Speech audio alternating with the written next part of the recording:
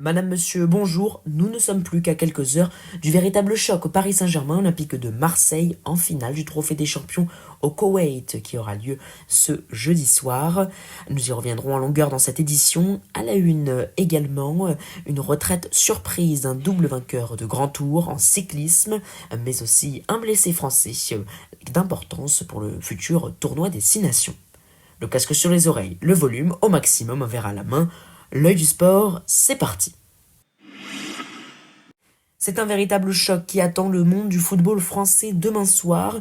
Alors ce ne sera pas dans l'Hexagone, mais au Koweït, à Koweït City, à 19h heure française, ce jeudi 8 janvier, le 13 vainqueur du Trophée des Champions, le Paris Saint-Germain, part bien sûr avec un statut de favori face à son rival de toujours.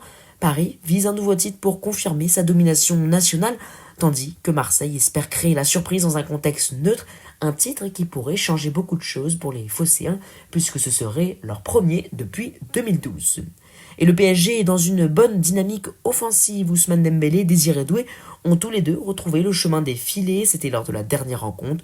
Confirmant leur retour en puissance, ce Paris reste solide cette saison dans les grands rendez-vous, avec une capacité à faire la différence rapidement dans les matchs à enjeu.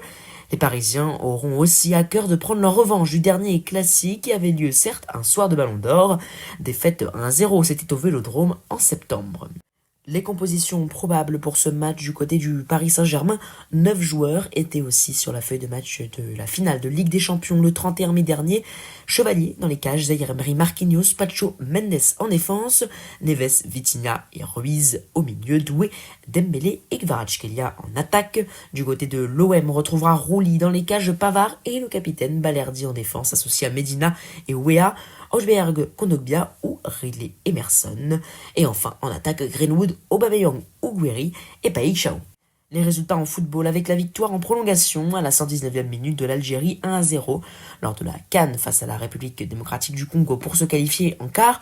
Un billet en quart également pour la Côte d'Ivoire qui s'est imposée largement 3-0 face au Burkina Faso. Notez également en France qu'au lendemain du départ officiel de l'anglais Liam Rosenior, entraîneur jusque-là du RC Strasbourg, pour le club de la même holding Chelsea, son compatriote Gary Olney le remplace, comme confirmé par son club ce mercredi, il a signé jusqu'en 2028. Une retraite surprise en cyclisme puisque le Britannique Simon Yates, vainqueur du Tour cette année et double vainqueur de Grand Tour dans sa carrière, âgé de seulement 33 ans, a annoncé à la surprise générale ce mercredi sa retraite avec effet immédiat, alors qu'il lui restait pourtant un an de contrat avec Visma Lease Bike. Il a déclaré « J'ai pris la décision de me retirer du cyclisme professionnel. Cela peut en surprendre plus d'un, mais ce n'est pas une décision que j'ai prise à la légère. J'y pensais depuis longtemps et c'est désormais le bon moment pour m'éloigner du sport. » Quittons la route pour retrouver le Rallye Dakar avec la 4e étape qui avait lieu ce mercredi. Le Sud-Africain Heng Latekan, qui roule pour Toyota, a remporté le chrono du jour en creusant l'écart avec la plupart de ses adversaires au classement général.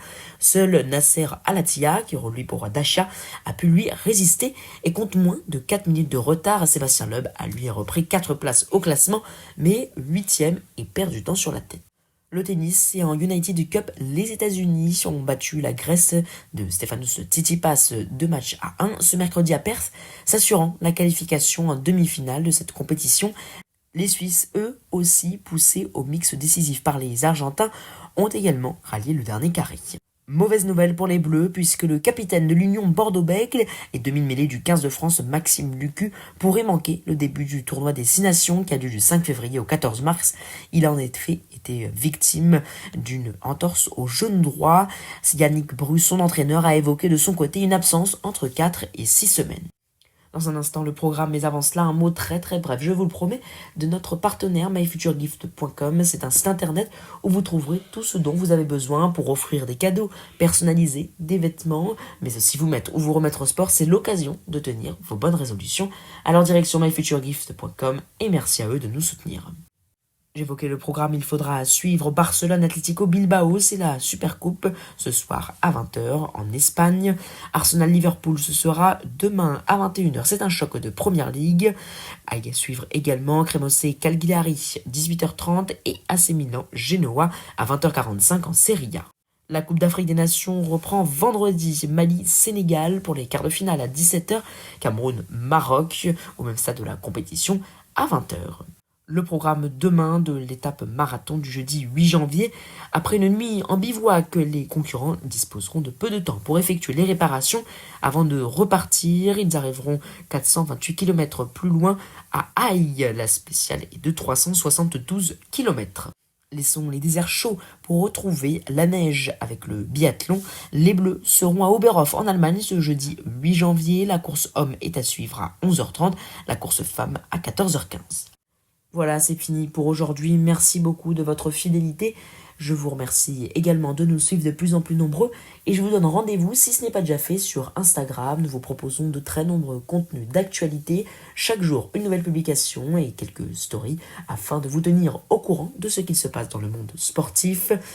Nous vous proposons notamment une couverture exceptionnelle à moins d'un mois des Jeux Olympiques de Milan-Cortina 2026, de cet événement planétaire qui aura lieu en Italie. Pour ma part, je vous donne rendez-vous dimanche soir pour un nouveau point sur l'actualité sportive.